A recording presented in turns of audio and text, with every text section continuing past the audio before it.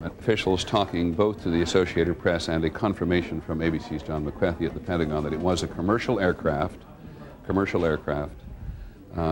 hijacked out of Boston, which could have been any time before 9 o'clock this morning, because the first attack on the trade tower was just before 9 o'clock, and the second one was after that.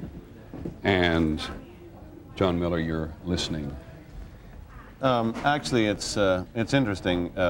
There's no way to characterize any part of this as fortunate, but if you look at cities who are prepared to handle an incident like this, and as you've seen New York's emergency response to this, it is probably one of the few places that is prepared with the kind of equipment, response, and rescue efforts that could actually address something like this. And Washington is probably the other. Immediately when this happened, the entire emergency service unit, which comprises hundreds of specially trained cops, was mobilized to the scene. Now a triage center for the injured has been set up just around the corner from the World Trade Center. It's an incredible scene down there with a tremendous amount of equipment. The Federal Aviation Administration has actually gone even further than it did a few minutes ago. It was asking all planes not to take off. Now the FAA has ordered all aircraft currently in the air over the United States to land at the nearest airport.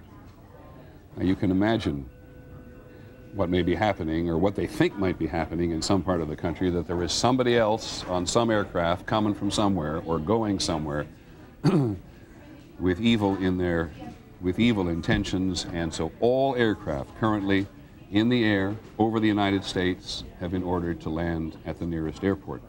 I think what you're going to see... Hang on just a sec, Don. I just want to check one thing, because one of the very first people the President talked to was the Director of the FBI, and Pierre Thomas, who covers the Justice Department and the FBI for us, has been here.